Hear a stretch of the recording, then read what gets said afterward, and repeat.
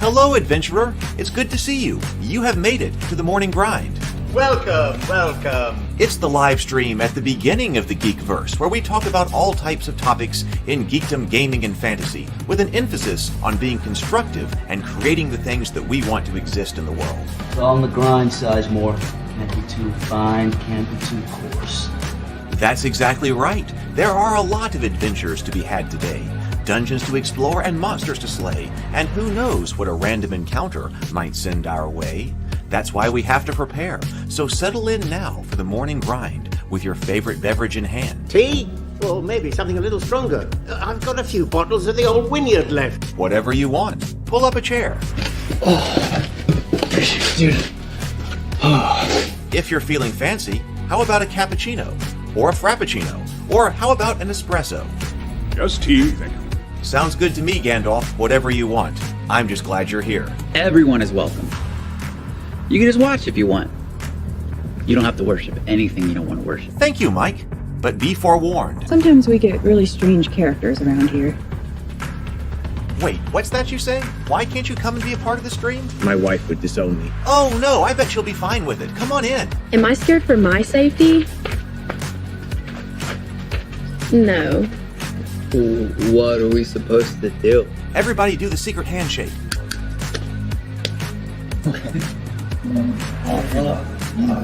Secret cultist handshake. Oh, now do wizards who love each other. This, my friend, is a science. I still don't have gifts, but it's fine. It's all on the grind, son. Can't be too fine, can't be too coarse. Dude, this would be a sick place to bring the band. Indeed it would be, Dave. It really would. I'm seeing more people coming in. Welcome. Glad to have you here. Oh, look, here's someone new. Is this the cultist meetup? Yes it is. Come to hang out?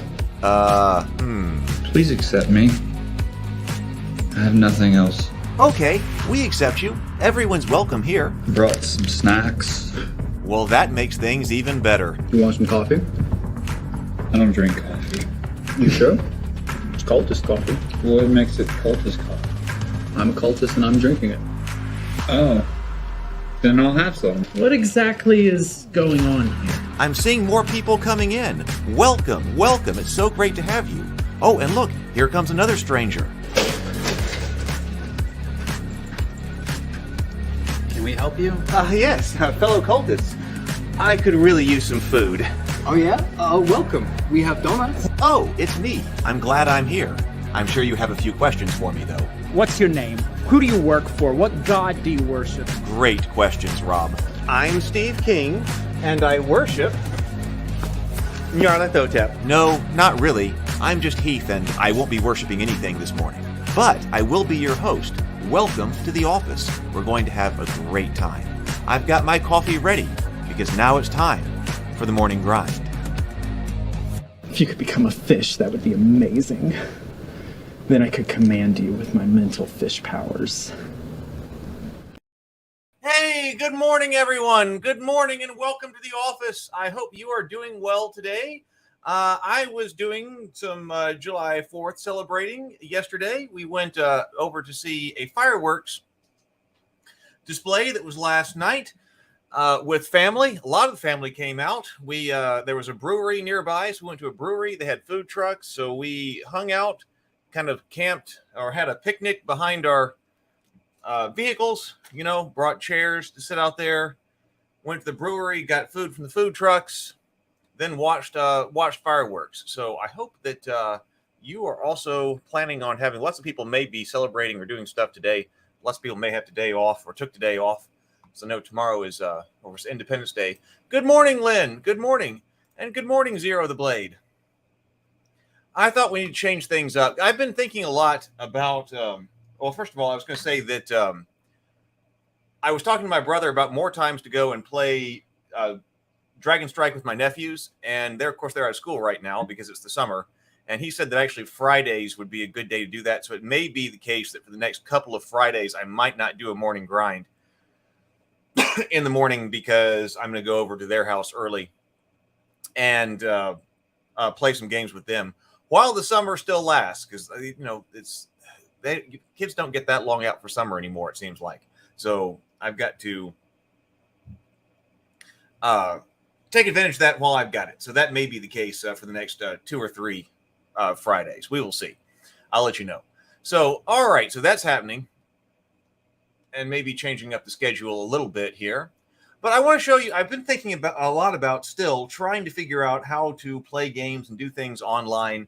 And, when I was thinking about I had been trying to come up with some way to do things asynchronously, and I just have not been able to really figure out a way to do that effectively. So it seems like having people together is the best way to go. And I thought so I'd been thinking about these West March style games, and I'm like, I need to really dig into that and figure out what that is. And I thought it would be a good idea to go through some of the original, some of the original blog posts about West Marches and see exactly what it is. I've been looking at some Reddit threads. I was watching a couple of YouTube videos. I got some more YouTube videos to go through. West Marches are the key to successful game store play. It also causes the hero to become the master of two worlds. This return to the stronghold is critical to session gameplay. So, right. Well, it sounds like it. So I've been very excited about the kinds of things that I was reading. And when we were talking about designing an RPG, I was talking about being session focused anyway. And I went, you know what? The session focused kind of nature of this, not that we can't use other RPGs and things like that, but the session focused nature of this, you got to get in, you got to get out. People may only be playing for 2 to 3 hours. So you got to get in, you got to have a lot of fun, you got to get out and keep playing. And then, get out, and then the next crew comes in whenever they're ready to play and they need to get in and get out. I was like, oh, so you know what? I was kind of already thinking about the session focused nature of this. And this morning I was trying to put together the world building aspect of this, because the world building, when you're talking about planning out a whole world or something, which is what I'm doing and what I'm enjoying, but we want to go low prep for the GMs. And so to me, I was all of a sudden realizing, it's less about trying to focus on building out everything about the world, because the West Marches style game is focused on the frontiers anyway. The frontiers are not defined. You just need some kind of system by which to generate your frontier as the players are moving forward in some way that if you're not doing, let's say, if you're not doing completely collaborative world building and just completely fresh building, if you're trying to set up some type of structure, or this world is kind of like this, or is this the world or that world, you need some type of structure to generate the rest of the frontier that sort of conforms to the expectations of that particular world that you're doing. So if you're trying to do something like, 3 to 4 hours. So yeah, a Stargate Mind says 3 to 4 hour sessions. Yeah, so 2 to 4 hours. 2 might be kind of short, but 3 to 4. Yeah, 2 to 4 for sure. Maybe 3, hitting the sweet spot to, up and 4. And that's what you need. So if you don't know what this is a way that people are using to play Dungeons and Dragons, which I didn't know that the term West March specifically was newer, but was a newer term, which is by Ben Laws, who is also a game designer, and he wrote this. So I guess the West Marches is his campaign. It was like this, and that's what has generated this. But it's kind of also an older school way of playing D&D, because how do you play Dungeons and Dragons if you have 50 players in the game? And we're not talking about 50 players all at the table at one time, but 50 players who may have several different PCs that they can play of different power levels. So if people are coming in, you said, hey, let's do a game. It's all within the same world that everybody is exploring. Coming in, different power levels. You're putting together adventuring groups together ad hoc. And then what you're doing from there is, and then going on some adventure. And then, like we're saying out here, where, all right, everybody goes out and has an adventure for 3 to 4 hours. And then at the end, the player characters have got to get back to whatever their safe haven is. Because it seems like there's some ways that you might be able, you got to track time. You may be able to leave some players out, someplace. That seems like something that could be done. But that would be more complicated. It seems like it's easier if you go out and you have your adventure, and then everybody gets back to town, basically your safe zone or your haven, so that next game, whenever that's constituted, everybody's there at the town and can form a new adventuring party and go out. Lynn says, I missed my college days when game sessions were 8 to 10 hours and started after dinner. Yeah, I remember a lot of those. Also high school there. So I've been thinking about so I was thinking, okay, so if asynchronous games are not going to work, that, we can play online and together, maybe what would work would be some type of synchronous games, but it needs to be in the West Marches style. And that's been brought up before. Sable Phoenix had been talking about, maybe do West March style games. So I'm thinking about that. I've been trying to come up with some way to do gaming online. So it may have to be a synchronous thing. So let me also show you this. So some of you may remember from a long time ago when I was kind of just starting this live stream out, I attended a virtual convention with my friend Brian Colin was running. He's the author of the Vast Grim RPG. And so I'm looking for some way for us to get together and actually be a community and play games. And so I was experimenting with building a tavern for us to hang out in. So I'm thinking about, we do the members only streams. And those are nice. But I would like for it to be something that's a bit more, people want to talk about different things. People want to talk to different people. And hey, if two people want to talk about something, then it's kind of difficult to have two or more conversations going on a members live stream. So it'd be great if it were more collaborative. Hey, Andrew. Good morning, Andrew. And so I had been working on putting together this tavern as an example to hang out in. So this right here, so you can see I'm here in this tavern.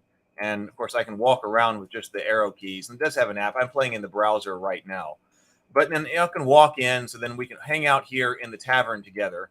And this is less impressive when it's just me in here. I don't know if anybody else has used this meeting program, but what is great is that it's got is that when there are multiple people in here, it's proximity based as to who it connects you to as far as your video and audio goes. So if there are two people in here and then you walk up next to each other, then what happens is you two are brought up in a video call. So you can, as you approach people, or if you're walking by people, you'll see them come up on the screen and you can wave and say hi. And then as you're walking to someplace else or wherever that is that you're going. So I thought that it was a really cool way to host a convention, because that's what I was doing. I was walking around. I was seeing people hanging out. Sometimes I'd walk up like in real life, really walk up and talk to people and hang out with each other, and then walk over and see what else is going on someplace else. So I just kind of threw together this tavern to hang out with. And I think that I might try this out for the next members only stream.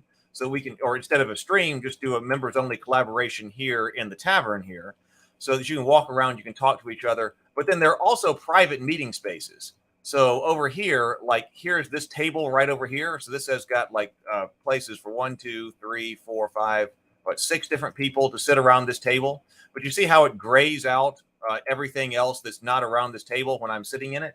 So that means that if I'm sitting here at this table, then it would bring up everybody who is sitting here at this table with me, so we can all have a conversation at this table. But if I'm over here, like standing behind somebody, I can't hear their conversation. It doesn't connect me to them because they're in this private discussion space around this table. And then over here, so there's another table right over here that people can come up to, and I got another table set up over here. And then I put together a zone over here at the fireplace where people can hang out. And then this is a big table. Looks like something that you could play a lot of RPGs at. So this is a larger table for RPG play right over here. Or you can come down here and you can sit at the bar, connect with people at the bar. I got like a private 2-person space over here. So if you just want to have a conversation with 2 other people, you can go over here to the cubby hole and talk to somebody. And then because it's a medieval tavern, we got the private rooms over here with or an inn, so like the inn, your classic fantasy inn. You've got rooms over here in these bedrooms that you could go to as well. So has anybody ever used something like this before? Good morning, PH Arbex. Good morning. Steel Mongoose says, hello, hello. Good to see you, Steel Mongoose. Arik, great to see you, Arik. Says, that's pretty cool. Hey, we should breathe and sip here. Thank you for the reminder. Here's to you, man. Good to see you in the chat. So let's go ahead and breathe and sip. Let's breathe and sip. So here we go. 2 deep breaths. If you're here, do it with us. You'll feel better. 2 deep breaths, deep inhale, complete exhale, and then complete exhale, and then take a sip of your favorite beverage. So here we go. Deep inhale.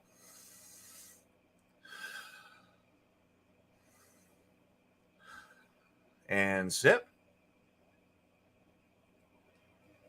There we go. And Mitch is here. Good morning, Mitch. Good to see you. Good morning. So I'm experimenting with this. So this is just something that I kind of knocked together here. And there's a lot of other stuff that you can do with it. It's actually stuff you can do with it. But like I said, there's a lot of features. But I just kind of put this together to see if it kind of works. I noticed that some of my walls don't exactly line up the walls. Sometimes it works pretty well, but other times, I notice when I walk up here, it looks like I should walk further down, but I actually can't. That's just it. But anyway, this was just an experiment here, and I want to experiment with more people here. That way, like I know that some people wanted to talk with like Robert about AI stuff. Well, if Robert were in here, he could put up a table and they could talk about AI. Whereas if others of us want to talk about storytelling, or if we just wanted to hang out, then we can just hang out. Or if it's time for a group who wants to get together and play games, well, then you can go over here to this table, maybe over here, and this is where a role-playing game is going on or something like that. And somebody can be running a game.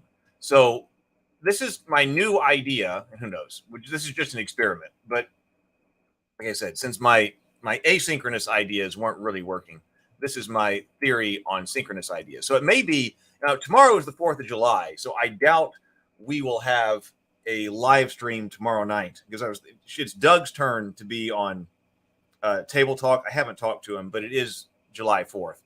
I highly doubt that I'm going to have somebody to do a Table Talk with on Independence Day. So I thought that, well, maybe if other people are hanging out and they don't have something to go to on Independence Day, we might try out this tavern or something like that. But that was kind of my thought. I think it's kind of cool. Mitch says, I haven't used it, but it looks really interesting. I'm glad some people think so. I think it's worth trying. Because then this is what I was thinking about with a West Marches style game. So then we'll go talk about the West Marches style game. So when you want to play or you want to do something, then you can come up to the particular table. And hey, West Marches style games have multiple GMs too, right? So if you've got several different groups, or several people show up, maybe the main meeting place is over here, so we can discuss where everybody wants to go. And you got 3 people who really want to go and explore this dungeon over here, and 2 people want to go to this tower over here and whatever. Well, no problem. It's kind of like breakout rooms. So then you send a game master over here, with the people who want to go explore the tower, and then you send a game master over here to the people who want to go to the ruins or whatever it was. So I don't know. That's my thinking. So we will see. I've still got to work on the coordination here, and there are a couple of other things I want to do as far as putting this together. But I think it could be fun. So now we're going to look at exactly what these West March style games are, because I want to get a bit more familiar with them. I've been looking at them, but I want to go back to the original material. And I said, hey, if I go back to the original material, that would be great to do on the morning grind. So let's go ahead and do that now. So I believe this right here is so this is Ben's. If you ask Ben's brain about gaming, this is what it would say. Let me increase this. So this is about Grand Experiments, the West Marches style games.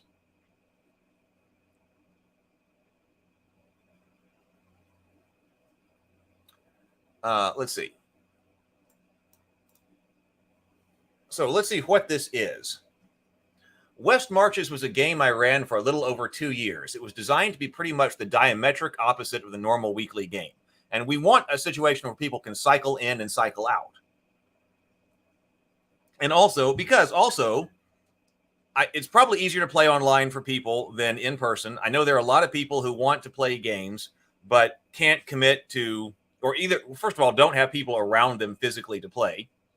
So online is their answer. I always say, if you can go actually play with friends and family at the table, go and do that. That's why I'm good, like on Fridays, I'm going to go play with my nephews some more. But if you've got friends and family to play with at the table, go ahead and do that. But some of us don't. So the next best thing will be playing online. But then there's also the time commitment. That if you say, hey, do you want to play a Dungeons and Dragons game? It's going to be every Friday night for 6 hours for the next 20 years. Do you want to commit? A lot of people are like, no, can't do that. Maybe I can't commit. I'm exaggerating a little bit. But a great thing about the West Marches style games is that there is no regular game. You just have this world, and then the players organize themselves. And when it's time to play, the players tell the game master, hey, we got 4 players who want to explore the Black Tower on Tuesday night. All right, boom. Then Tuesday night, you just take those players who want to explore the Black Tower and you get together. So there was no regular time. Every session was scheduled by the players on the fly. There was no regular party. Each game had different players drawn from a pool of around 10 to 14 people. There was no regular plot. The players decided where to go and what to do. It was a sandbox game in the sense that they now used to describe video games like Grand Theft Auto minus the missions. There was no mysterious old man sending them on quests. No overarching plot, just an overarching environment. And I really love the world building. So I'm thinking this can be done well. And like I said, so what you end up with, like, let's say you're going to do Rabavania, just for instance, since we've been working on that on the channel. Instead of detailing Rabavania, we're looking on what kind of tables, random tables, and generators do you need to generate the frontier of Rabavania, and what kind of sites there are to explore in a way that still invokes that feel, the feel of that world. I think that's the kind of thing that you're going for. My motivation in setting things up this way was to overcome player apathy and mindless plot following by putting the players in charge of both scheduling and what they did in-game. A secondary goal was to make a schedule adapt to the complex lives of adults. Ad hoc scheduling and flexible roster meant ideally people who got to play when they could, but didn't hold up the game for everyone else if they couldn't. And that's a big deal too. If you can't play, if you got to have the exact same 4 players all the time, then if somebody can't show up, it can sometimes do a real thing. Or, oh no, we'll just wait until we can all get together. And then what happens? You don't play. And likewise, that was trying to overcome that with asynchronous games too. That's a problem with asynchronous games, that I've seen those really get hung up as well. If a player doesn't submit their commands or their orders or something like that on time, it jams up the game. In those kind of games, I guess you have to have some kind of like default order that, hey, listen, we resolve the next turn every 48 hours or something like that. And if you don't send in your orders or your commands, you've got some kind of default thing that you do or something. But at least this way, when you're playing, you are all together and it's all synchronous. If you can play once a week, that's fine. If you want to play once per month, that's fine too. Letting the players decide where to go was also intended to nip DM procrastination, aka my procrastination, in the bud. Normally, a DM puts off running a game until he's 100% ready, which is sometimes never. But with this arrangement, if some players wanted to raid the Sunken Fort this weekend, I had to hurry up and finish it. It was gaming on demand, so players created deadlines for me. And you also know, like, you don't have to create 4 different sites and then say, all right, players, where do you want to go? Because the players have already told you where they're going for this campaign, for that particular game. So on that sense, the game master has less work to do, because if the players are going to the Sunken Fort for 3 hours worth of adventure, you need 3 hours worth of adventure at the Sunken Fort, and the Sunken Fort is actually going to get played. Mitch says, coordinating with other GMs is probably the toughest part of a West Marches campaign for me. I just finished a 2-year run and I'm restarting as the only GM. I can believe that, because coordinating with people is always the hardest part. No matter what you're doing, and of course, it's easier to coordinate online than it is to try to get people physically in the same place. That's what online helps us with. But still, coordinating people is the major issue with that. It definitely is. The coordinating people for table talk. I mean, it's the coordination of the people that's always the difficult part. I don't have to coordinate with anybody to do this show. So the morning grind happens. Hey, Tomocrat, welcome. So the setting, go west, young man. The game was set in a frontier region on the edge of civilization. The eponymous eponymous West Marches. It's a convenient fortified town that marked the farthest outpost of civilization and law, but beyond that is sketchy wilderness. All the PCs are would-be adventurers based in this town. Adventuring is not a common or safe profession, so the player characters are the only ones interested in risking their lives in the wilderness in hopes of making a fortune. NPC adventurers are few and far between. Between sorties into the wilds, PCs rest up, trade info, and plan their next foray into the cheery tap room of the Ale and Thistle. The whole territory is, by necessity, very detailed. The landscape is broken up into a variety of regions. Frog Marches, Cradlewood, Pike Hollow, etc., each with its own particular tone, ecology, and hazards. There are dungeons, ruins, and caves all over the place, some big and many small. Some are known landmarks. Everybody knows where the sunken fort is. Some are rumored, but their exact location is unknown. The Hall of Kings is said to be someplace in the Cradlewood, and others are completely unknown and only discovered by exploring. Search the spider-infested woods, and you will find the spider mound nest. Let me turn this off. The PCs get to explore anywhere they want, the only rule being that going back east is off limits. There are no adventures in the civilized lands, just peaceful retirement. And so that's you can detail the civilized lands all you want, but that would be pointless for the purposes of a game like this, because this is intentionally on the frontier. So that makes things easier, I think, because if you're trying to create an entire developed kingdom, well, that's going to take a while. But that's back east in this example. We're going out west where we have the uncivilized lands. Lynn says, so there's there's a lot of detailed world building. So there's a lot of detailed world building required up front. Not necessarily a bad thing. It's something I enjoy, but not necessarily, because it's going to be very detailed. And he did say, so this tends to say that the whole territory is by necessity very detailed, but that doesn't mean that you can't, the players don't see the entire map at the beginning. And a lot of this can be randomly generated as you go to put in this detail, because the players are just going to see one hex in the beginning. If it's going to be a hex crawl, and some people are saying they don't actually show the hexes to the players, but if you're going to start off with your players at their town, and the only place that they can see is their town, and then maybe the 6 hexes around it or something like that, and then they're going to start exploring.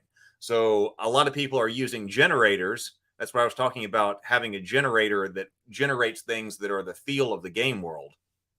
So you don't get, just crazy stuff if you're trying to invoke a certain feel, because then as you go out and as you explore, you can roll and generate what's in that hex immediately. Mitch says the player part is pretty easy to coordinate, though getting them to take ownership can be difficult at times. Mitch says, on the GM side, you have to avoid stepping on others' toes and describing things consistently. It front loads. It does. It front loads more in a way because of this. Lynn says, haven't found a generator that I like. A solo GM, I think, would be simpler, but it will involve running more games. Yeah. And I was thinking about multiple GMs, especially if you're trying to run multiple games at the same time. If you got players there and some of them want to go over here and some of them want to go over here, like I was saying, send them to different tables. But that's more sophisticated planning. Yeah. But I was thinking that if you have a good generator, then basically you've got each GM with that generator, they should be generating things that are all consistent with one another. That's a complex problem. That's complex. We'll have to see how that works. But that way, if everybody's working on the same world generator, nobody, what certain game masters are saying in certain hexes should be consistent or whatever. So the environment is dangerous, very dangerous. That's intentional because, as the Great Mud Nexus teaches us, danger unites. PCs have to work together or they're going to get creamed. They also have to think and pick their battles, since it can go anywhere. There's nothing stopping them from strolling into areas that can wipe them out. If they just strap on their swords and change everything and charge everything they see, they're going to be rolling up new characters. Players learn to observe their environment and adapt. Of course, I was thinking about running, run several different these things in several different worlds. But I was actually thinking that our old friend, which we went over in detail over here. Oh, wait, where's the book? Well, you could do it Dark Sun. I was reaching over here and I see the Dark Sun book. So we could say it could be in our old friend, the Dark Sun world. We went over that in detail. There was a lot of stuff in here. Where's my rule cyclopedia? I have still got to straighten up this place and get it straightened. Anyway, I was actually thinking that using the Dungeons and Dragons rule cyclopedia would be fantastic for a West Marches style game. I think that's when we were talking about the West Marches anyway. I would still like to potentially play it with something that is less level based. But it seems like a lot of these games are set up for leveling. Like a lot of the West Marches games seem to work well with a party that levels. So you start off with some level 1 guys. And then, especially if you're going to be setting up domains, your characters end up setting up their own domains deep into the wilderness. So that works too. And if you're trying to work with a very dangerous environment, then then having first level PCs, makes a lot of sense. And they could stroll into a dungeon, a dragon's lair or something like that accidentally. Players will learn to observe their environment and adapt. When they find owlbear tracks in the woods, they give the whole area wide berth, at least until they gain a few levels. When they stumble into the lair of a terrifying hydra, they retreat and round up a huge posse to hunt it down. The PCs are weak but central. They are small fish in a dangerous world, and they have to explore with caution. But because they are the only adventurers, they never play second fiddle. Overshadowed by looming peaks and foreboding forests, yes. Overshadowed by other characters, no. And I like that too. And a lot of times, so at the end of these games, people were talking about having a communal place to come back to log your adventure and to extend the map. So like there's a player-drawn map. So the game master has the map that's being generated like hex by hex, but the players won't have that. The players will only have the map that they draw themselves. So all of the players are coordinating, perhaps, that seems like a good way to do it, on drawing a world map. They went out on an adventure. This is what they found. Oh, and here are some rumors that we found. Or we went up here to this tower and there was an owlbear or whatever it was. And it ran us off. And other players like, oh, well, we're a bit higher level. We could go over there and take out that owlbear.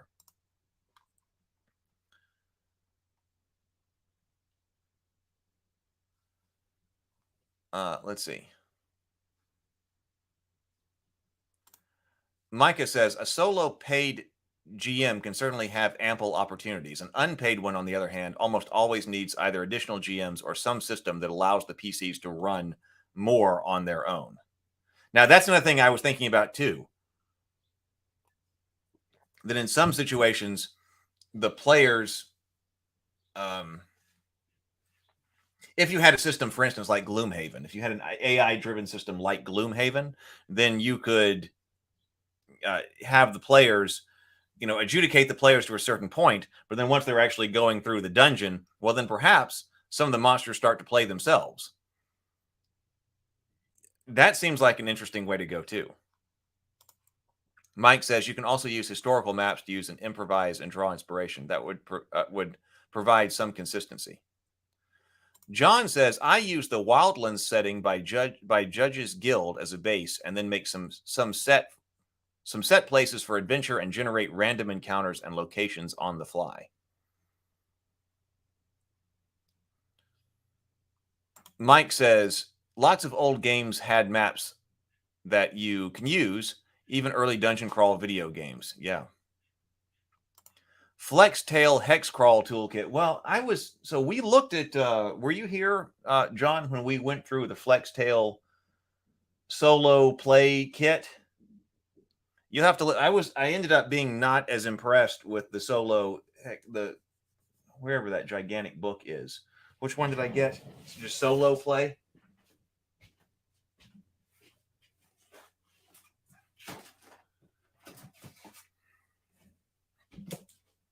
Oh yeah, solo adventuring toolkit. We took a look at this one on the morning grind. I mean, look at this gigantic encyclopedia. I thought, oh my god, this is going to be awesome. Flextail solo play kit. But I was not as impressed as I was hoping I would be. So I would really have to know that the hex-based version of this is much better.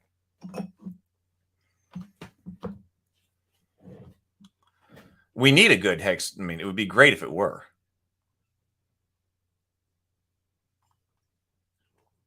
Oh, lots of comments going on. I like this style of play suitable for any RPG rule system that you care to use. Yes. And it would be, see, I would like it if for this particular, now, if you're getting together at the gaming table physically, you can do whatever. And it actually might be a really good one to do Hackmaster with. It might be a really good one to use Hackmaster with if you're together physically, because I just love the Hackmaster physical system, physical combat system, and its initiative system. And if it's a lot about going on raids, this dungeon, this set of ruins, and it's you only need to do it for like 2 or 3 hours, man, doing some Hackmaster with it would be a lot of fun. But on the other hand, if you are meeting online, then I don't want it to all of a sudden become a lot of prep to have to do this online. Because some people, as we've talked about, when people start playing online, some people have said, actually, my prep as the game master went up. Because if I were just playing physically, then people are expecting me to draw something out on the table. We've got some proxy miniatures, we've got some counters, and then we just play. But that if we're doing this online, then people are expecting, beautiful maps with all of the walls built in for line of sight and the light. And I've had game masters who do that, but that can take a tremendous amount of time, especially for that can take a tremendous amount of time, especially if it's a one-off place that people are not returning to. Now, a nice thing here could be that if people are returning to things and you've got the world being built out, it should be the case that you could build out something. If you're going to go to that extreme, you should be able to build that out and then share it with people. Like, no need to build out this tower twice, a complex way. But on the other hand, I think we could do something simpler than that. I would want it to be very simpler, so we're not trying to, move miniatures around exactly on a virtual tabletop and having to have exactly the right like animated miniature or something like that. When I was talking about an RPG designed for online play, I was thinking about what kind of tools do people have natively in video conferencing, like whiteboards, text messages, things like that allow them to see the environment and to play easily. Easily.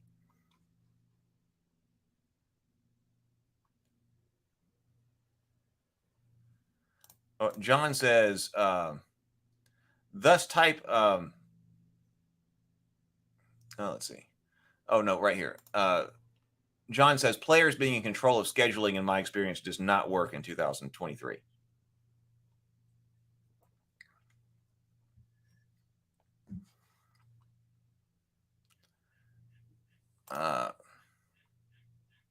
There are some books out there that give you a framework for solo D&D play. Wish I could remember the titles, but they escape me at the moment. There may be others too. Now, like the One Ring has Strider mode. It was the Flex Tales, and some people, I believe it was Micah. Was it Micah? I forget who it was that told me to check out the Flex Tail stuff. Some people are using it very successfully, but it was not what I was looking for. This type of play is a bit more difficult to run in a virtual tabletop than in person, in my experience. A lot of preparation is needed. But we got to, see, okay, Lynn says, my prep work went up with the shift to online gaming. I miss a mat and markers. See, we need to just replicate the mat and markers kind of experience for online gaming. Because I know whatever, Wizards of the Coast is going to do, wanting like, your character when you cast magic missile to actually do the spell, and they have an animated magic missile and stuff like that. Okay, fine, but that is a lot of stuff. How do you actually get in 2 to 3 hours or 2 to 4 hours, pack as much adventure into a session as you can? And struggling with the technology is a hurdle. So the least technology that you can use, I think, is better. Mitch says, my previous West Marches campaign had an established map that we put locations on. I suspect that it will be more interesting to have a map that builds out over time through some randomness.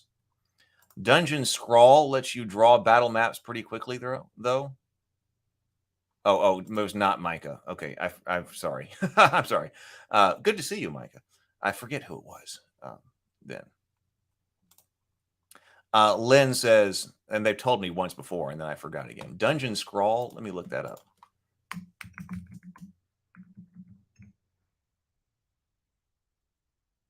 Dungeon Scrawl, free online D&D map maker. Okay. Okay, I'll check that out.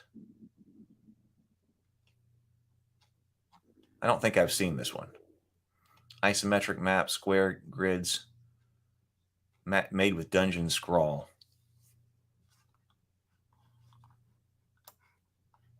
Wait.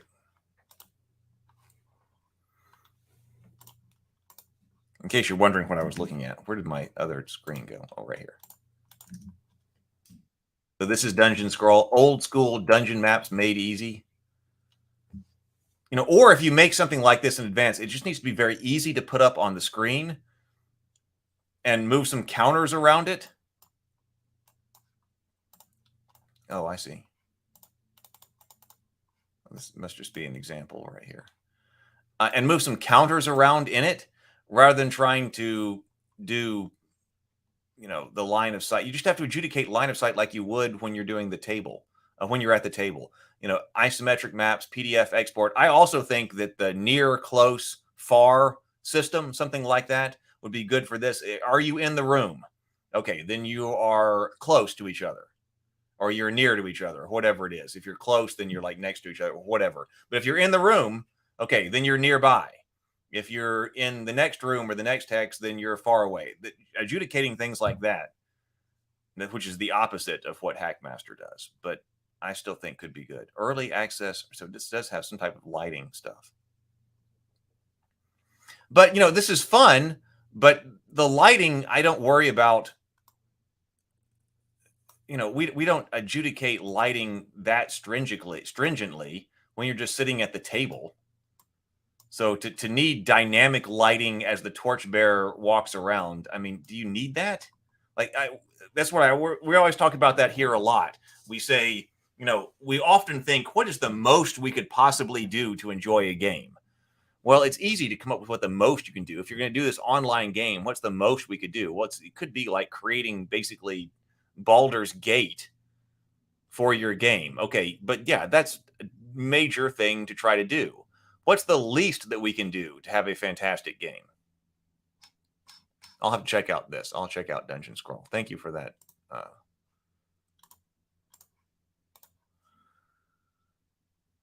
The on-screen drawing tools in Roll20 are really bad.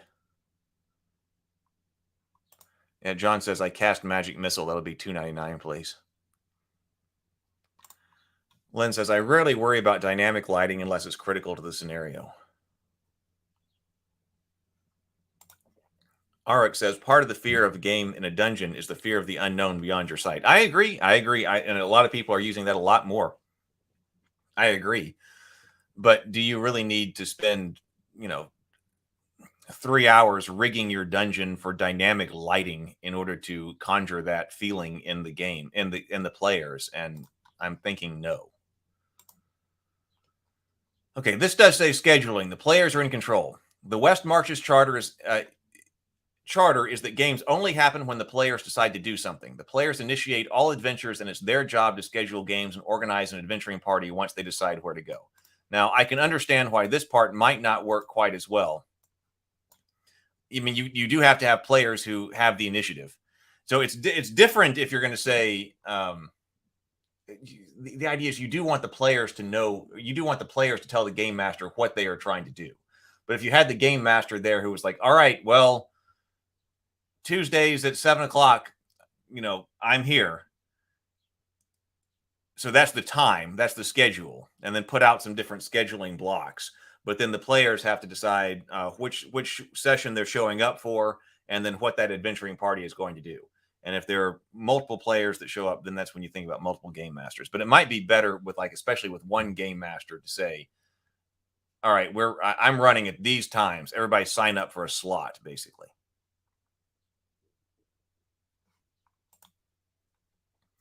Players send emails to the list saying when they want to play and what they want to do. A normal scheduling email would be something like, I'd like to play Tuesday. I want to go back and look for that ruined monastery we heard about past the Golden Hills. I know Mike wants to play, but we could use one or two more. Who's interested? Interested players chime in and negotiation ensues.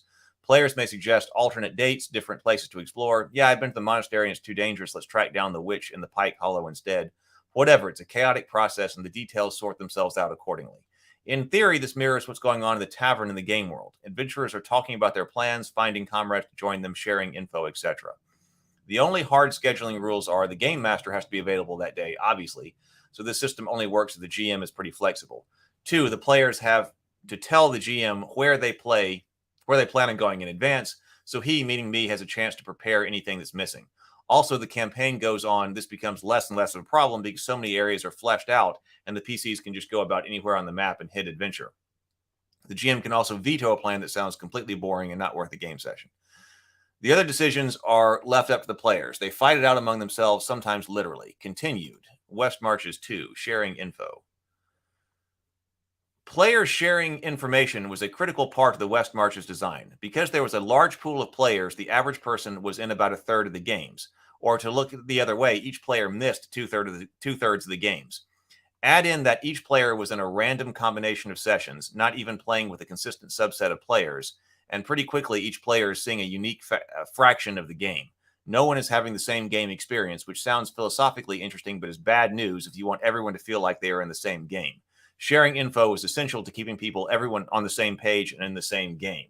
So that was, I believe it was Matt. I was listening to Matt, and I haven't finished his video on this, but he was saying, I think he was the one talking about how you have everybody come back and share with all the other players who are not there. That keeps players from having private maps and private information, and also forcing people to mix up who they go adventuring with. That way you don't end up accidentally siloing people into 3 different weekly games that never really connect all that much. You want people to connect and mix it up as they create and explore this world. Good morning, James. Good morning.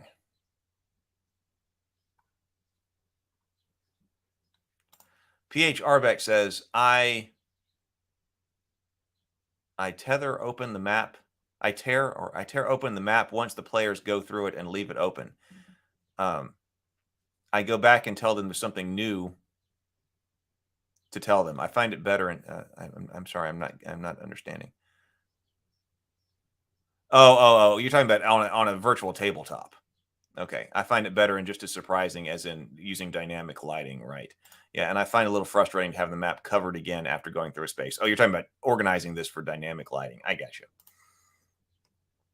So there were 2 main ways to share information: game summaries and the shared map. Shared experiences, game summaries. Players were strongly encouraged to chat about their adventures between games. Email, specifically a list devoted to the game, made between game communication very easy. Seeing that it would have been next to impossible years earlier, the discussion theoretically mirrored chatter between adventurers who made it safely back to town. Did you stumble into the Barrow Mountains in Will Wood and barely make it out with your life? Warn the other adventurers so they can steer clear. Did you slay wolves on the moors until the snow was red with blood? Brag about it so everyone knows how tough you are. What started off as humble anecdotes evolved into elaborate game summaries, detailed stories written by the players recounting each adventure or misadventure, instead of just sharing information and documenting discoveries. We found ancient standing stones north of the Golden Hills. Game summaries turned into tributes to really great and sometimes tragic game sessions, and eventually became a creative outlet in their own right. Players enjoyed writing them and players enjoyed reading them, which kept players thinking about the game even when they weren't playing.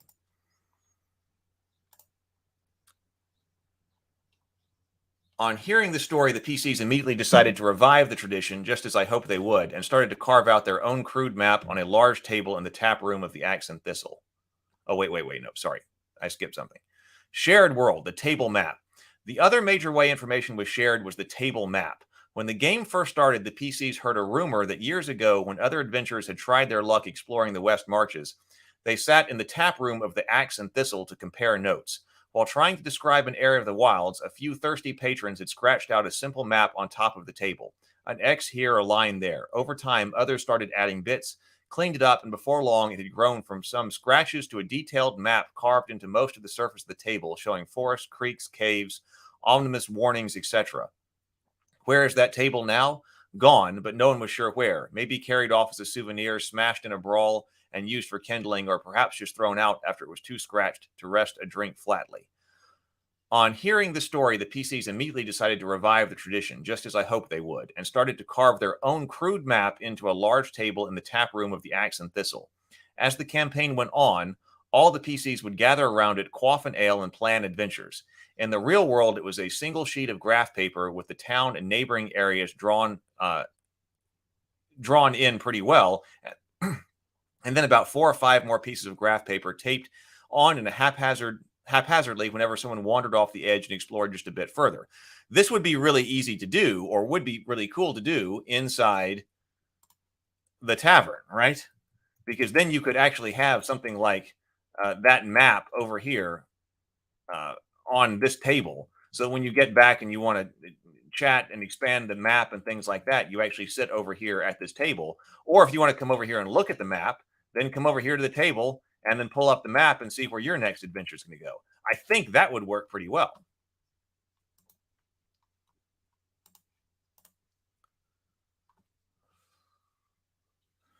Oh, Mitch says, I also required player maps that are that they shared to be accurate based on their knowledge. Some players wanted to deceive other players. Okay, yeah, I can see that also being an issue. Because some people were saying that the players are going to get competitive, and that's fine. Like, who's going to be able to go out and take out the whatever monster and get some kind of treasure or something like that? But if players are finding some location that they haven't raided yet or weren't able to raid, they might not want to tell other people. Okay, John says, I started with regular availability Monday, Friday, and Saturday nights. In my experience, it was always the same people showing up, at which point I didn't have a West Marches type game. I had 3 groups. Yeah.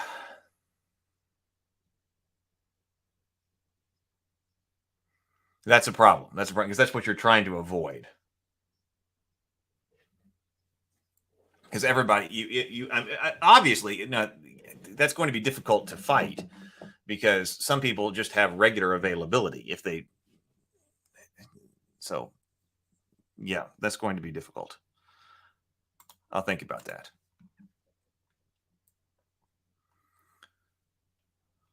Was the table map accurate? Not really. Because the map was in a public space and any PC could get to it, I brought it to every game session for the PCs to add or edit and keep a reasonably up-to-date scanned copy on the web for reference between games. In the end, maybe half a dozen different players had put their hand to it. Was the table map accurate? Not really, but having a common reference point, a shared sense of what they thought the region looked like, kept everyone feeling like they were playing in the same world. An intentional side effect of both game summaries and the shared map was that they whetted people's appetite to play. When people heard about other players finding the abbot's study in a hidden room of the ruined monastery, or saw on the map that someone else had explored beyond Centaur Grove, it made them want to go out there and play too. Soon they were scheduling their own game sessions. Like other aspects of West Marches, it was a careful allowance of competitiveness and even jealousy to encourage more gaming. It was also important to me as the GM that players shared knowledge, because otherwise I knew that no one would put the pieces together. Remember how I said there was no plot? There wasn't. But there was a history and interconnected details. Tidbits found in one place could shed light elsewhere. Instead of just being interesting detail, these clues led to concrete discoveries if you paid attention. If you deciphered the runes in the depths of the dwarven mines, you could learn that the exiles established another hidden fortress in the valley to the north. Now go look for it. Or maybe you'll learn to get past the black door or figure out what treasure beyond bearing actually is. Put together the small clues hidden across the map, and you can uncover the big scores, the secret bonus levels.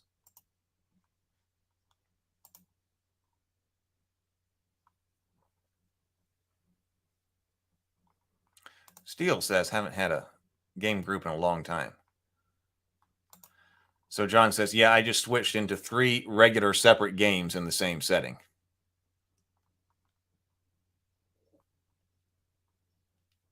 Well, I mean, but if that's getting people to play, I mean, it might not be bad. if that's the way people are able to play, then that's not necessarily bad, I suppose. So running frequent on-demand games is a lot of work because the campaign is set in a fixed region. But because the campaign was set in a fixed region, there are ways I can maximize the reusability of some material I prepared. Recycled maps, evolving dungeons. Maps were a good example. I could pour tons of detail into wilderness maps because I knew characters would be returning to those areas frequently. Even after some players had mostly explored a region, they still had to trek through it to get to further away areas. Plus, since there were lots of players, there was always something going on in an area for the first time. Lots of return on investment. Compare that to a normal game where the players might stroll through a region once and never look back. Interior maps of dungeons, ruins, etc. were always a good investment because even if a party came through and wiped out all the creatures, the floor plan did not change. Come back a season later and who knows what would have taken up residence. Wipe out the entrenched kobolds, and next spring the molds and fungi that were a minor hazard before have spread into whole colonies of mushroom warriors. Drive the pirates out of the sunken fort, and its lonely halls become the haunting ground for fishy devils from the sea. Or maybe the whole place is just empty. These evolving dungeons were a key feature of the West Marches.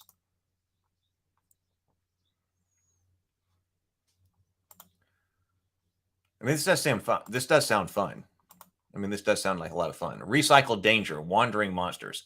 Another massively useful tool was the venerated yet mockable wandering monster table. No, seriously, think about it. By creating a unique wandering monster table for each wilderness area, one for the frog marches, one for the notch fells, etc., I could carefully sculpt the precise flavor of each region. This made me think very carefully about what each area was like, with what critters lived in there, and what kind of terrain hazards made sense. Anything from bogs to rock sides to exposure to marsh fever. They were effectively the definition of each territory. Most tables also had one or more results that told you to roll on the table for an adjacent region instead. If you're in the Mineral Valley, you might run afoul of a goblin hunting party that can quicksand, or a bear that comes across you while you're trapped in quicksand. Combining 2 wandering monster results is a surefire way to come up with an interesting encounter. And having these detailed wandering monster tables at my fingertips meant I was always ready when players decided to do a little light exploring. These tables got used over and over and over again. Players never saw these wandering monster tables. Yeah, don't show them. But they got to know the land very, very well. They knew that camping in the battle moors was begging for trouble, particularly near the full moon. They knew it was wise to live and let live in the Golden Hills, and they knew to keep an ear out for goblin horns and cradle wood. Becoming wise in the ways of the West Marches was part of their job as players and a badge of merit when they succeeded.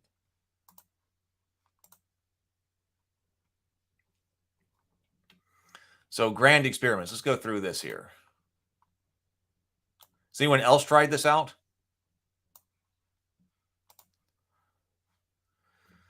Let me know your experiences. Grand experiments, West Marches, Part 4, Death and Danger. As I've said before, and as any players will tell you, West Marches was dangerous by design. Dangerous encourages teamwork because you have to work together to survive. It also forces players to think. If they make bad decisions, they get wiped out, or at least chased into the swamp like little sissy girls, one of Karen's best lines back in the first days of the Kobold Caves, and a reoccurring game quote. It's an open secret that every GM fudges sometimes or glosses over closely checked rolls and just hand waves things. It's part of the art to do it well and gracefully. No such thing in West Marches. I rolled the dice in the open, not behind the screen. If the dice said you sucked a critical, you did suck. So this also makes it feel more against the world rather than the game master. The game master is facilitating the world. And that's also why I think that some type of really good AI system for the players to be able to sit down and go through, a dungeon or something like that could be useful, because it's not going to be fudged. This is you versus the world. Sometimes it may go south and you got to get out of there. Does this lead to looming specter of sudden death? Yes. but having strong and fairly unyielding consequences combined with a consistent logical environment meant the players really could make intelligent decisions that determined their fate. They really did hold their lives in their own hands. Arguably, a less random system would be better for that. I know I advocate for that a lot. You did suck. I like that too. James says, man, really rubbing it in there. Due to this lead to looming, oh, did this? Yes. Okay. So we did that. So of course, for this to work, the sandbox had to be built with internal logic and consistency, and the players could decipher. Danger gradients, paths of exploration. West Marches was intended to be a campaign environment where characters could start at low level first, actually, and then push further and further out into the wilds as they advanced. When I was creating the game map, I marked each region with a specific encounter level to gauge the kinds of threats that were normal there. The logical pattern was a rising gradient of danger. The further out you get from the safety of town, the more dangerous the land became. In most cases, there were no steep changes in encounter level as you moved from region to region. If you were in an EL3 area, an adjacent region would probably be EL4 or 5 at most. This makes good gameplay, but also matches game world logic. The goblins in the mountains don't magically stay on their side of the fence. Some wander into Cradle Wood, the adjacent region, and some even go as far as the Battle Moors, the region beyond that. Distance was generally walking distance, not as the Sturge flies. So the far side of the mountain range might be quite a bit more dangerous since it was effectively further from the town. Mountains, rivers, and valleys and similar terrain features divided up the West Marches, creating separate paths of exploration. Players were free to jump around and explore whenever they liked. There was a tendency to return to previously explored areas just to see what the next region looked like. You know, thinking about this, some people were saying, and I completely agree with this, let's say you're sitting down for a 3-hour game and you're going to go and explore this site. How much time do you need to spend getting there? How much game time do you actually need to spend sitting there and going through there at the table? Because if you're going to have, you got to do 3 random encounters and you got to fight something. Okay, you can spend a lot of that 3 hours getting there. So we need a really good system to make it significant to get there, but you spend most of your 2 to 3 to 4 hours worth of game time actually at the place where you are, where you wanted to go, and experiment and trying to, go through it. Because it would suck to, hey, this is our game time. This is our, and then, hey, we spent all of our game time going through some random encounters to get to the location. That sucks, because then you got to, some people may not be able to make it back. So you've got to spend the time actually at the location. Multiple exploration paths meant that a player could level up exploring one direction, die horribly somewhere high level. Sorry, Mike, 2 Hydras was cruel. And then start a new first level character and explore completely different areas. You didn't have to go back to the same low level areas because there were multiple low level areas and multiple medium level areas and multiple high level areas and so on. The players never knew I had these partially explored paths planned out. They just pushed further and further into the wilds in whatever direction they were going. Danger pockets, barrow mounds, and treasure rooms. Not everything in a region obeyed the overall encounter level. How exciting would that be? Some regions had sharp pockets of danger, like the barrow mounds in the middle of an otherwise pleasant willwood. By logic, these pocket encounter areas had to be either sealed away or isolated somehow, otherwise they would change the EL of the region around them. If the whites stay in their mounds, the rest of the wood is still relatively safe. If the whites go roaming through the forest, the willwood should just have a higher EL. Usually these pockets were either easy to find or well-known or hard to find and completely unknown.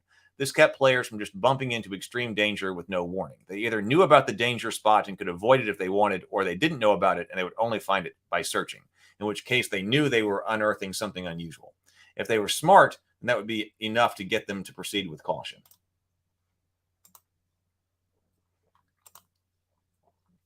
Dungeon design was a little different than normal.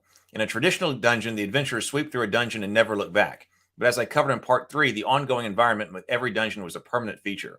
Dungeons generally had the same EL as the region they went in, for all obvious reasons, but to make things interesting, I designed many of the dungeons with treasure rooms that were harder than the standard EL, well hidden or just plain impossible to crack. So even when a party could slog through and slaughter everything they met, there was a spot or two they couldn't clear. Whether it was the fearsome black door, the ghoul-infested crypt of the ruined monastery, or the perilous Hall of Swords.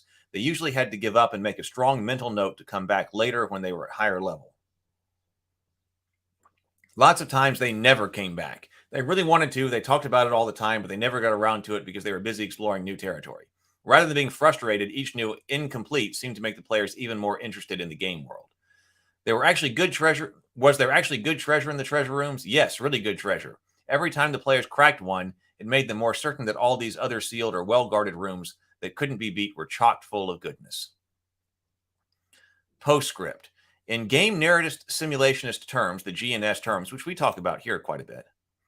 Oh, let's see. Mitch says, travel in wilderness was essential for my campaign. I've been working on adapting the 5-room dungeon format to the wilderness, so there aren't really random encounters per se. 5 dungeon room format?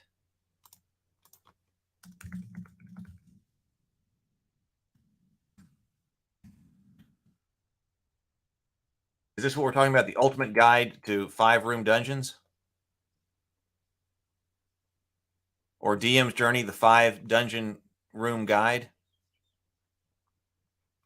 And see, this is what we need too, because when we're talking about the 5 dungeon room, like how many rooms are you really going to be able to go through? I mean, assuming you're not just saying you walk through a whole bunch of empty rooms, then you could do an unlimited. But if you're actually trying to do a dungeon here and you've only got 2 to 4 hours, how many rooms really can be in that dungeon? What, 5 to 8? This is probably what this comes up with, 5-room dungeon, 4 to 8 rooms, something like that. And those rooms have to be really interesting and they have to do really neat stuff, right? Mitch says, I would roll them ahead of time and figure out where they fit in along the rough path. Granted, they could get distracted by some other location they saw along the way. And yes, okay, so Mitch is confirming here. So there's lots of stuff to look at too. So this is by John 4. Is this John? Yeah, copyright by John 4. Okay, so it's actually this right here, the 5-room dungeon. We might have to look at this soon.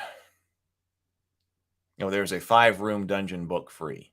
Okay, definitely gonna look at this because, I was thinking also. Well, gee, what if you do want to do like a mega dungeon using the West Marches style? It seems like you could also do a mega dungeon with this. But what you would have to do is, I think you would establish a safe spot toward the entrance to the dungeon. So that becomes like your town, right? And so you got to bring out supplies to this safe place, but have this haven that's out, by this mega dungeon. And then everybody's going into this mega dungeon, and they may only be able to clear out 4 or 5 rooms, but then they return back to their safe camp outside and share what's going on with other adventurers. Map, the map of the dungeon as they found it, come back out, and then the next players dive in. So you could probably do this just as a mega dungeon too, but you're not going to be running this mega dungeon. Not everybody's going to go through every part of this mega dungeon. You got to be like a team of adventurers guilds, a guild that's set up outside this mega dungeon, and you're all going down into it. So there seems to be a way you could do it, but still, you'd be trying to link together, like 5-room dungeons or something like that. Let's go back over here.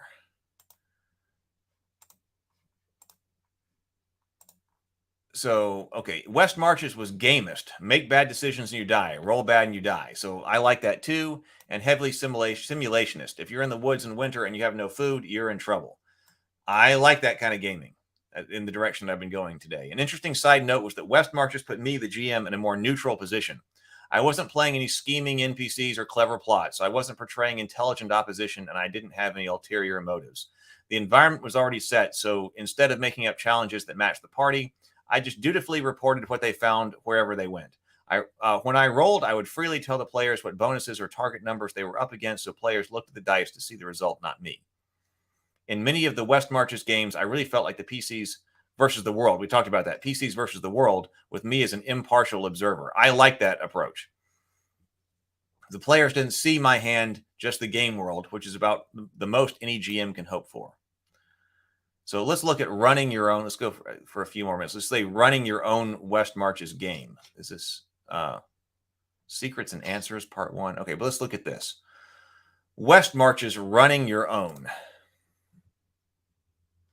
Yeah. Okay. So Micah says, I did some mega dungeon. Mitch says, I did some mega dungeons that were essentially multiple five from dungeons with some extra rooms here and there. Yeah. I think that's how you have to do it.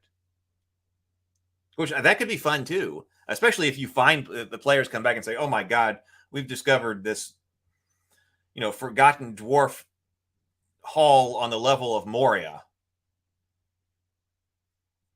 Now, you might not want your entire game to all of a sudden become that, but like, oh my God, there's a lot of adventuring that can be done over there. And it will take a lot of us to go and stake that out to clear it. Rogue Thinker says, I remember a dungeon my GM created long before the Dungeon World supplement came out that we called Dungeon World. The surface was uninhabitable and the town was a large cave. Oh.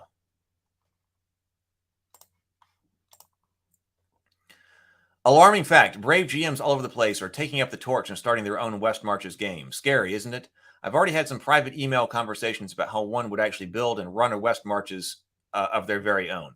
Maybe you've got the bug too. Early symptoms include a desire to build vast wilderness areas and enlist hordes of players to explore it. Sound familiar? Then read on for a few and hopefully helpful tips. Building it. Make town safe and the wild's wild. Having the town to be physically secure, walled in or in some cases protected by natural features like rivers or mountains, is very useful for making a sharp town equals safe, wilderness equals danger distinction. Draconian law enforcement inside town, coupled with zero enforcement in the wilds outside town, also helps. Once you're outside the town, you are on your own. Keep NPC adventurers rare, or even better, non-existent. It's up to the players to explore the wilderness, not NPCs. As soon as you have NPCs going on adventures of their own, you move the focus away from player-initiated action. NPC adventures also make it harder to explain why interesting things aren't already discovered. Players love being the first to find the Horned Tower or the Abbot's Study. Keep this in mind when you devise the background of your region. Is it a newly opened frontier, or is adventuring just something no one in their right mind does in this world? The West Marches premise. And I like this too. I really like this because I was thinking about, well, gee, so much of my design when I'm thinking about a world is the civilized areas. And that's fine. That's where stories can take place. That's where the NPCs are working. But you don't have to do any of that because I was thinking if you were on the wilderness and on the frontier. And I was thinking, now where in Theophany or where in Rabavania is the frontier regions? And those places immediately came to my mind. And I was like, oh, so if you're running a game like this, you don't even need the interior of Rabavania or the angelic cities and things like that. You just need to know the wilderness and how to generate that for that particular feel. So I've been thinking a lot about that since last night. Build dungeons with treasure rooms, locked rooms, and pockets of danger. A solid party may be able to wipe out the primary critters in a dungeon, but there should always be spots that are a lot harder to clear. On those rare occasions when a group does manage to clear a dungeon or crack a treasure room, they will stand on the tables in the tavern and cheer, not in some small part to brag, but to the others who weren't on that sortie. Running it. Appear passive. The world may be active, but you, the GM, should appear to be passive. You're not killing the party. The direwolf is. It's not you. It's the world. Encourage the players to take action, but leave the choices up to them. Rolling dice in the open helps a lot. Sandbox games really demands that you remain neutral about what the players do. It's their decisions that will get them killed or grant them fame or glory, not yours. That's the whole idea. Provide an easy way to get new players started. Once players are out exploring, each new discovery motivates them to search more. But how do you get them started?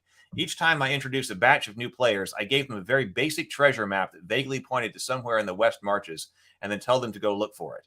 Whether it was the dwarven treasure beyond bearing or the gold buried beneath the red willow, a no-brainer go look for treasure here clues gets the players out of town and looking around. Of course, once the players are in the wilds, they may find that getting to the treasure is much harder than it looks.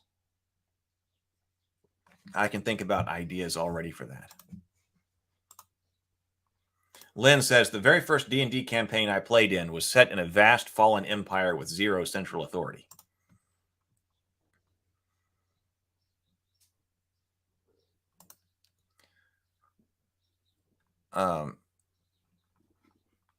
Provide an easy way to get players to. Okay, so we just were looking at that. Of course, once the players are in the wilds, they may find that getting to that treasure is much harder than it looks. The adventure is in the wilderness, not the town. As per the discussion of NPCs above, be careful not to change the focus to urban adventure instead of exploration. You can have as many NPCs as you want in town, but remember it's not about them. Once players start talking to town NPCs, they will have a perverse desire to stay in town and look for adventure there. Town game was a dirty word in West Marches. Town is not a source of info. You find things by exploring, not sitting in town. Someone who explores should know more about what is out there than somebody in town. Let the players take over. Don't write game summaries. Don't clean up the shared map. If you want players to do all of those things. If you do it, just train them not to. If you do it, you'll just train them not to. Competition is what it's all about. Fair rewards, scarcity, bragging rights. These are all things that push the game higher. You could have a solo West Marches game with just one group doing all the exploring, and it would probably be a fun and pleasant affair, but it's nothing compared to the frenzy you'll see when players know other players are out there finding secrets and taking treasure that they might be getting. If only they got their butts out into the tavern. Is this why I get a kick out of running Aegon? It's true. I'm a cruel GM. Require scheduling on the mailing lists. It doesn't matter whether a bunch of players agreed to go on an adventure when they were out bowling. They have to announce it on the mailing list and web forum, which is whatever you're using for scheduling. This prevents the game from splintering into multiple separate games. If you notice cliques forming, you can make a rule requiring parties to mix after 2 adventures. Conversely, if you notice players being dropped from follow-up sorties too often just because some people can't wait to play, you can require parties stay together for 2 adventures. That forces a little more along the time strategy and party selection, less greedy opportunism. Season to taste. That's part of the gamist part of this. Because you're trying to invoke this certain feel. Fear the social monster. This is the big granddaddy of all warnings. Even more so than many games, West Marches is a social beast. In normal games, players have an established place in the group. They know they're supposed to show up every Tuesday to play. They don't have to think about that or worry about when they belong in or whether they belong in the group. On the other hand, West Marches is a swirling vortex of ambition and insecurity. How come no one replied when I tried to get a group together last week? Why didn't anybody invite me to raid the Ogre Cave? And so on ad infinitum. The thrilling success or catastrophic failure of your West Marches game will largely hinge on the confidence or insecurity of your player pool. Buckle up. Running your own West Marches game? Post a link in the comments so everyone can take a look and grow green with envy. I've got links I need to post, but if you're in a hurry, you can beat me to it. Secrets and answers. I got a little bit more time. I was only planning on going for an hour today because I've got some other things to do, but I guess this will be an hour and a half. So we got a little bit more time to look at this. This is fun. This is interesting. I'm fascinated by it. Mitch says, I recommend incentives for encouraging mixing groups up. Some people were talking about encouraging people to encouraging people by in-game rewards. Like you get to use your special power more frequently or something like that. That would be easy to do, or if you have meta currency, using a meta currency. West Marches, Secrets and Answers, Part 1. Writing about world building and the expansion to Microscope. So this is Microscope. This game was designed by, it's Ben Laws, right? No, it's Robbins. I got confused. I was like, it's Robin Laws. This is Ben Robbins. So that's why I got confused. I got my names crossed. I'm sorry about that. Ben Robbins.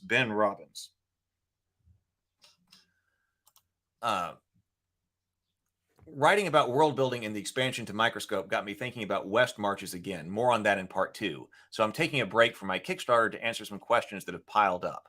Some of these ideas I've mentioned before but never elaborated on. Other bits are things that I've never talked about at all. Because I know lots of people have played or wanted to run West Marches games of their own, I've tried to clarify which choices were critical to making the concept work and which were just personal preference, because there's more than one way to march west. The Player's Handbook. Even though I wrote the blog post in 2007, the actual campaign was years earlier.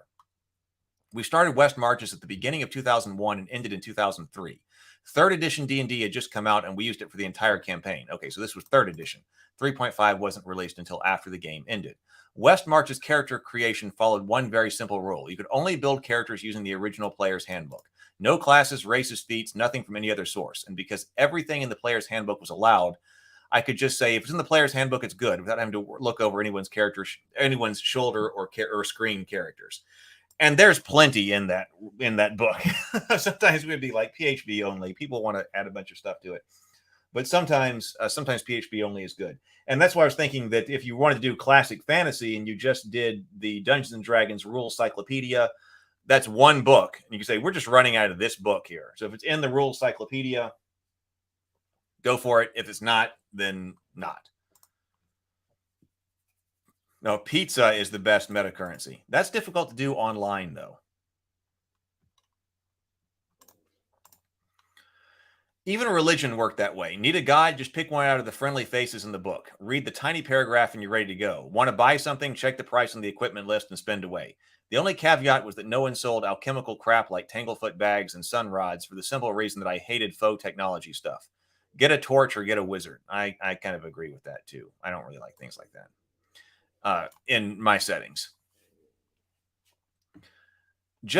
Using just the player's handbook made life simpler because there were no debates about whether allowing X, Y, or Z in the game. It wasn't even an issue. And plus, the player's handbook is accessible, so everybody could have a player's handbook. I mean, everybody could buy whatever book they wanted to, but everybody's going to, if they're getting into the game, we're probably going to have that. So that's also a good idea.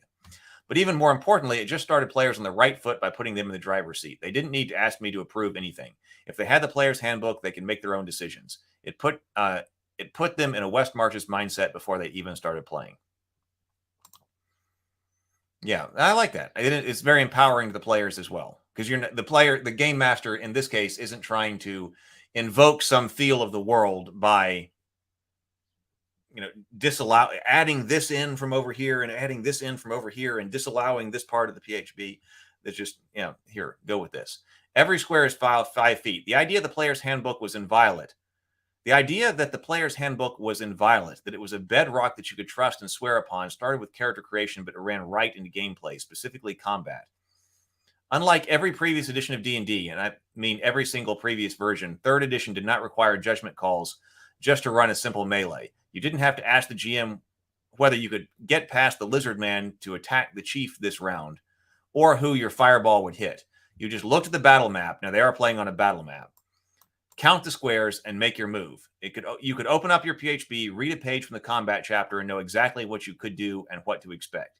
If you started with 3rd edition or later, this may not seem like a big deal. Trust me, it was huge. It fundamentally transformed how D&D was played. As a GM, it meant I could set up the situation and then kick back and let the players decide how to tackle it. They didn't have to ask me if they were allowed to do what they were allowed to do each round and hope I ruled in their favor. Without this fundamental shift, West Marches would not have been possible, or it would have been much weaker shadow of itself. Players never would have felt that they were really in control of their own destiny if they had to play Mother May I in every battle. Rooting for the players. Because the rules were well documented and clear, there were lots of times when West Marches combat would become fascinating, albeit life-threatening, tactical puzzles for everyone at the table. We would all gaze down on the battle map, me included, and ponder possible moves. Was there a way the barbarian could zigzag through the kobold horde and pounce on the shaman lurking in the back? Answer, yes. With clever maneuvering, he could avoid all but one attack of opportunity. Could a total underpower rogue anchor the line and prevent the bugbears from wrapping around and flanking the heavy fighters just by dodging like crazy instead of attacking? Answer, yes. By holding her ground in a fight that was out of her league, she averted a total party kill at Zarek Zil. Could a staggered retreat get everyone out of the Hydra's cave in one piece? Answer, no. Really, really no.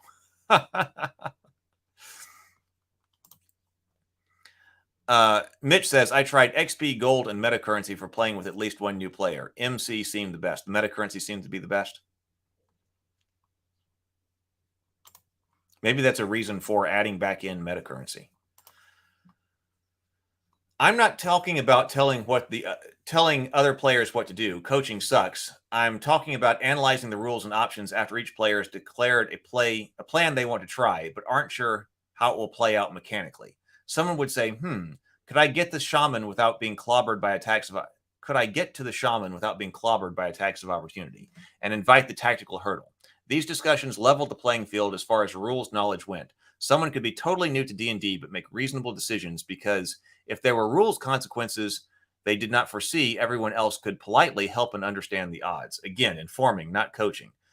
Characters getting wiped out for making poor decisions was completely legit, but getting wiped out because you misunderstood the rules was not the danger I was trying to promote. And when I say I would be chatting and trying to figure out it just like everyone else, I meant I was. Once combat was underway and the situation was pretty well understood, I often didn't have any secrets. When a creature attacked, I would happily tell the player what its attack bonus was and roll the dice in the open. When a PC attacked, I told them the armor class they were trying to hit. I didn't tell them the actual hit points, but I was pretty clear about how wounded something was. Most creatures in West Marches don't have weird or surprising abilities. You could generally look at the battle map and see what was up, so I could chat and analyze possible moves just like other players did. Being open about basic stats reinforced the idea that the dangers came from the monsters on the table, not from me. Players' decisions and the forces of the world mattered, not my whims. When attacks were made, the players looked at the dice, not me. I could root for the players and even help them understand how the rules worked in their favor, and it didn't hurt the tension of the game even slightly. The combat rules of 3rd edition D&D made that possible. To be continued. West Marches Paths, Gods and History. So it looks like actually that may be the end of it. We'll see if I can find it, but that may be all that was posted because that's not a link.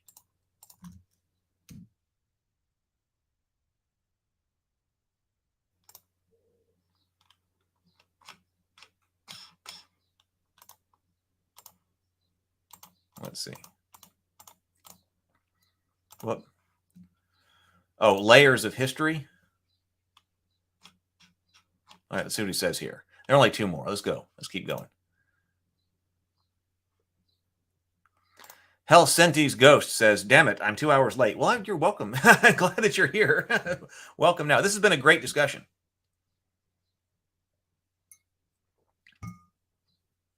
Daniel says, this sounds like how I GM, to be honest. Helsinti's Ghost says, these days when you see an online game advertisement described as West Marches, it pretty much means a video game server using online role-playing instead of a video game. It means a video game server using online role-playing instead of video. Oh, interesting. I did not know that. We're definitely talking about West Marches tabletop role-playing here. So West Marches, layer of history. And this is good to go through the original. Sometimes it's really good, often very good to go back to the original. So this is the original documentation on the West Marches game. Run the simulation in your head. Who moved here? What did they build? What happened to them? And then what came next? Logic is the cornerstone of a sandbox. If things make sense, there's an internal consistency to what's there and where things are. Then players can make good decisions. Paying attention leads to good choices, and good choices leads to success. Smart characters survive and flourish. Without it, the environment is just a guessing game of what the GM decided to put around each corner. There's no way to make intelligent decisions, no fun, and not fair. So how do you make a world that makes sense? You build the history because the past is what determines the present. Yep, this is where Microscape and West Marches intersect. Long before I designed Microscope, when I made D&D worlds, I would imagine layers of history atop one another, jumping back and forth in my head to figure out what happened and how all of that led to where we are now, or vice versa. Something you created in the past makes you think, where did that come from? So you dig back in history to establish its origin. So when I sat down to make a simple little wilderness, I named it West Marches for some old school adventure. Did I just draw some dungeons and pick critters from ye old monster manual? No, first I figured out who was here before. Nothing super detailed, just a starting concept for the world and a skeleton of history. Layers of history. A skeleton of history is your friend. Even the simplest outline tells you what belongs in the world and what doesn't. And that's a welcome advantage when you're trying to siege your wilderness with some dangers and points of interest. That's 2 benefits. If you're keeping track, it doesn't just make you play better, it also makes it easier to populate your world. Start with 3 or 4 independent layers of history. Just a simple concept, not too much detail. This is for the local history of the region, but might reflect larger world events, or not. For West Marches, my layers look like Duke drives back the goblins. Settlements push into wilderness and then fail. Dwarven exiles migrate here and build colonies far from home. Dark ages of the Barrowmen scattered feudal lairds, clans, and primitive warrior kings. Remnants of the God Wars, end of the Sacred Age, forgotten gods. That's descending chronological order with the most recent and therefore most visible known at the top. Okay, so it makes sense. Duke driving back goblins, settlements push into the wilderness and fail. That's the most recent thing. Because that makes the most sense to me. Further down the list are things buried in the past, dwindling into myth and legend. The ruins of these elder days are mostly worn down and picked over, while the remnants from the top are most recent and fresh. Each layer is completely independent and pretty far apart. The Barrowmen kings were moldering bones in their barrows by the time the outcast dwarves of Black River. Oh, God, I'm thinking about things for my setting. They can go into this. This is exciting.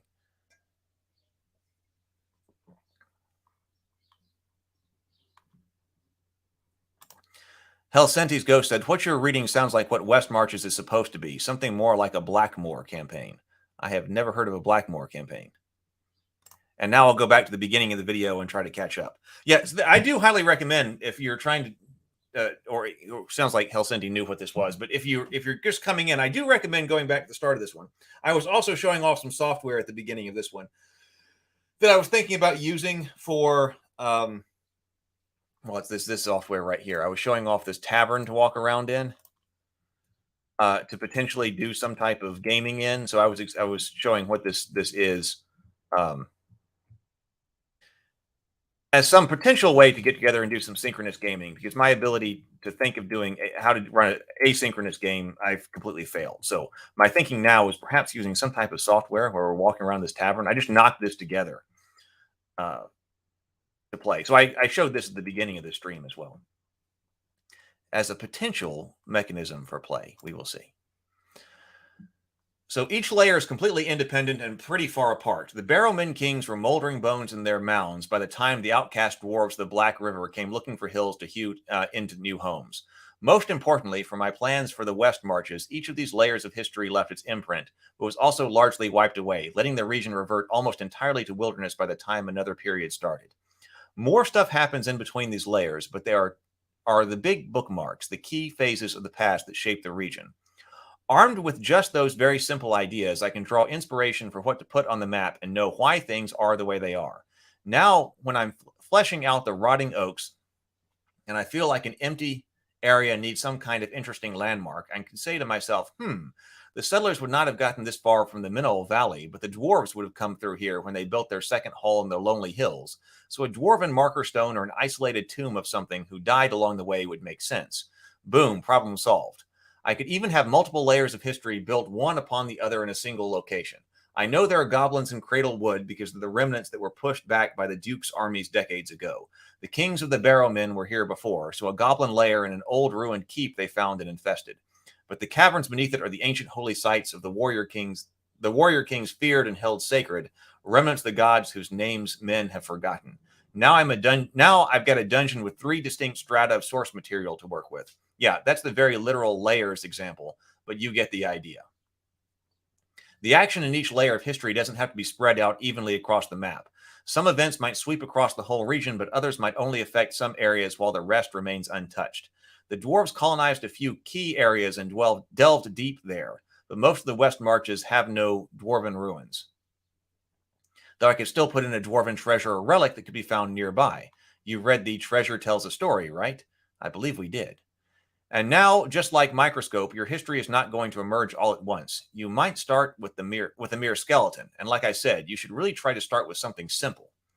But as you keep playing, you'll figure out more detail and nuance, which will inform what should be in your world and why. You might think of new layers that you want to add, or maybe you just explore what you've established more and more.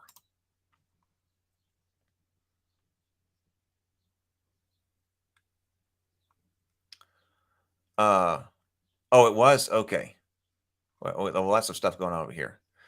Okay, so I did not know that. So this is Blackmore as Dave Arneson's personal campaign setting. Okay, thank you for letting me know. It was the first D&D campaign ever. Micah says, honestly, West Marches and Dungeon Magazine ecology-style games are why I built my own setting, and so with so much history and depth, regardless of whether the players saw it all.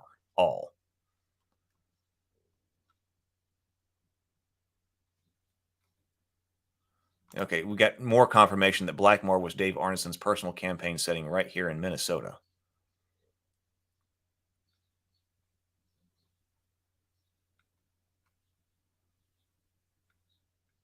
Looking through the comments here. Helsinti says, I'm really interested to see how AI can work with all this simulationist stuff. All the factions Heath's listing have complicated interactions, resource management, political ties, etc. I would be interested in that too. If an AI can manage the simulation of the world's nations and weather interactions of complex systems, then players can really be the proverbial butterfly wings. I would be interested to know how to integrate emerging AI technology into this as well.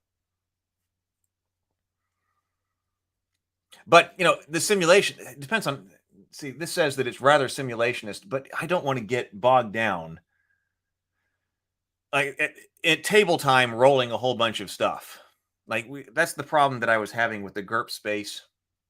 And why I decided to not, maybe we'll come back to it, but we were working on GURP space combat and space travel and things like that.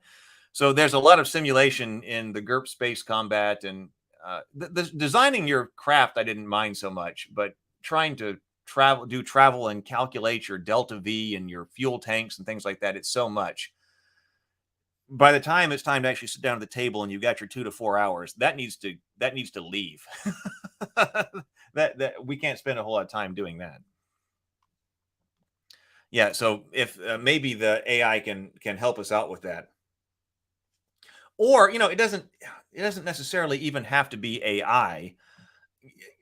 It could just be simple programs, because we've got like Python or JavaScript programs or things like that, that if you're trying to, you're moving into a new hex, for instance. So we're moving into a new hex. Let's generate what's in the hex. Well, if you've got to flip through a whole bunch of books and things like that and roll dice, if the game master is trying to do that, okay, well, that takes a while. But if you can pull up the new hex generator on Python and click, okay, this is blah, blah, blah, parameters, type, boom, there you go, hex generated. That could help too. Helsinki says, I could write some JavaScript to have counters, which I just adjust after events and see how the resulting amounts influence regional events. Yes, exactly. That's not necessarily using large language models and things like that. But I would like anything that's got to be repeated like that. And it also makes the world, like taking the world out of the game master's hands. Here are the way things operate. So do it like that. I like that. I like that. And that seems like a tool set that could also be built slowly and built up. Game master, keeper of secrets. Part of my old D&D philosophy was that by definition, the GM knows more than the players. You create a bunch of stuff, but instead of telling the players, you hide it. You don't lecture them about the world. They explore and figure things out, or you don't. In most of my campaigns, I kept major secrets for years and years. When the players figured it out, their minds were understandably blown. Even if the background I made never came out, knowing it changed my attitude as a GM. Things in the present felt more real, less like things I had just made up, because they were outgrowths of the hidden history.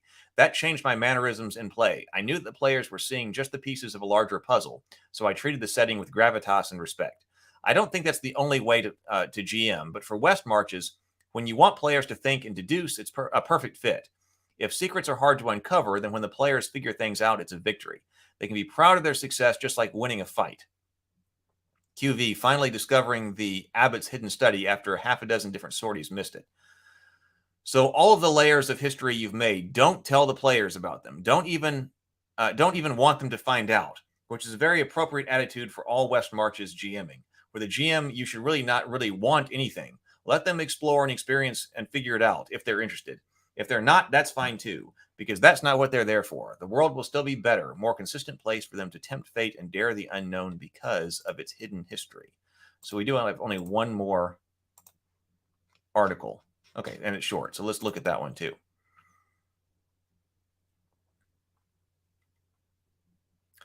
But how the weather affects the moods of the workers and their workload and the resulting supply changes, income, status of town, political views, disposition, and morale of guards. But how does? Micah says, honestly, ChatGPT could probably help with fiddling with things. With my knowledge of Python and JavaScript, even if I haven't used it in over a decade. Well, now that's true. When I was experimenting with that, I was using ChatGPT to help me write some Python code, because I knew Python, but I was real rusty. Not well, but I was rusty with Python anyway. But because I knew it and I was trying to get back into it, ChatGPT was a major help. But I found that if you don't really know it, then it's still difficult. But because I had some experience with Python, ChatGPT and I were able to come up with that character generator I did for Knave. So yeah, so now there's a way that ChatGPT could help, because we say, all right, we're trying to do this to create a Python script or a JavaScript or whatever you want it to be that simulates the following things. ChatGPT could help with that. Absolutely.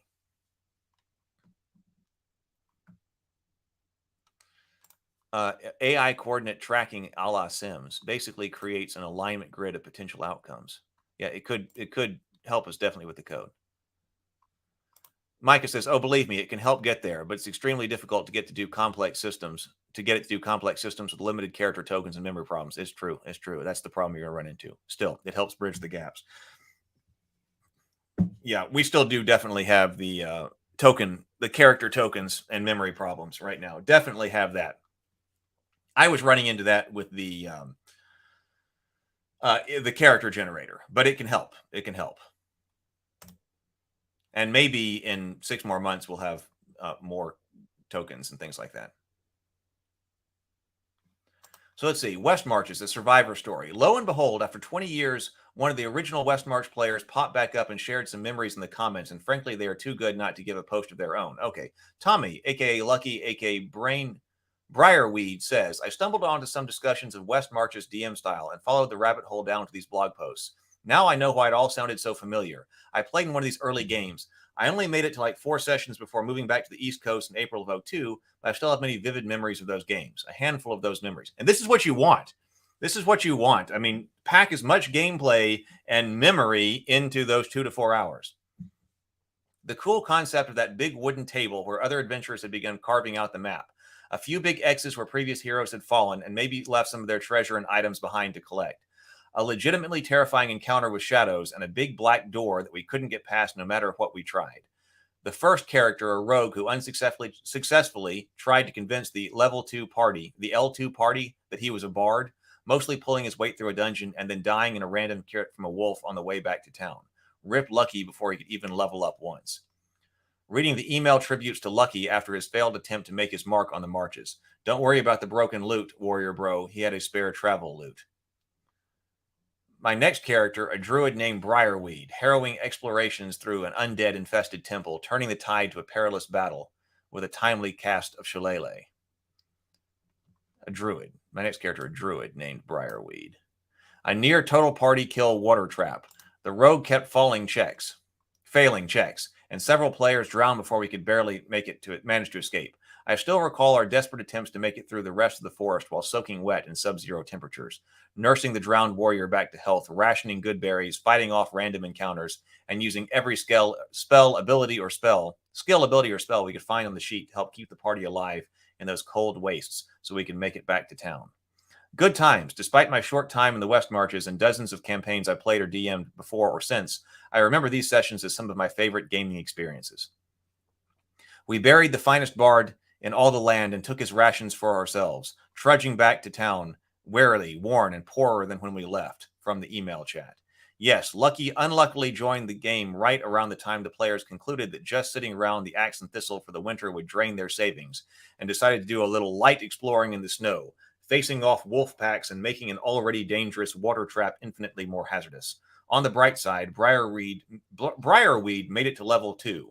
Good times indeed. Well, that does sound like fun.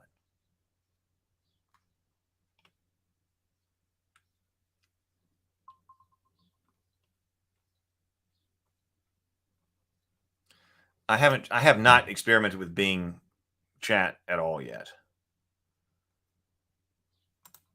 I wish I could find a simple enough install for desktop ChatGPT so tokens wouldn't be an issue. It's out there, but like most AI, the installation process is just absurd compared to most programs. Yeah, we're not quite to that commercial level yet. There are the open source ones like Llama. Isn't Llama AI one of them or something like that? So they're out there, but I haven't tried that either. I haven't tried installing them out either. What does it cost to use the latest version of ChatGPT?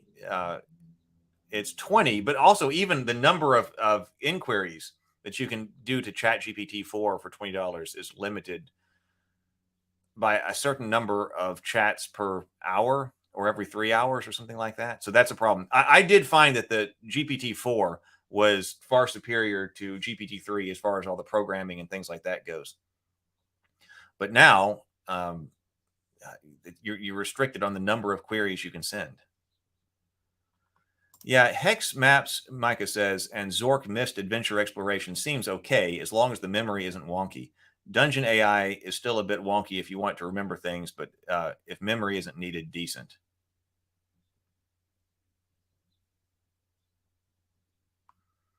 No, you can't. You can't. There's no free offline install for ChatGPT. But if you just want to use GPT-3, because there's ChatGPT 3, and that's the one that if you just go to the website, you can use as much as you want. But if you want to use GPT 4, that one's $20, and you're limited on the number of queries you can send. So you do have free online stuff. Does Bard have a token limit? I don't. I would guess it does. So this is trying to fix that, right? The worst thing about Forgotten Realms, in my opinion, is how the players have basically no impact on the setting. So this is also the kind of thing that's making me more excited about that. That, okay, back in Civilization, that's when you've got all your NPCs and their impact and all of that. So you got to leave that to go make your mark on the world. All right. Well, this has been a lot of fun. I'm glad we had this conversation. I've been thinking a whole lot about it. I have got a lot of work to do, as always. I was up and I spent a couple of hours. Finally, I got up and was motivated to write a couple of hours in the Rabavania script this morning. So I was doing that before here. I was only planning to go for an hour today, but this was a very important conversation. So this was a great conversation here on the Morning Grind. I'm going to go do some RPG writing, and then also I got to work on a new crowdfunding project. So everybody, I hope you're having a great holiday weekend. Please enjoy yourselves. Go be creative, be constructive, and grind on. I will see you in the morning. Later, everybody.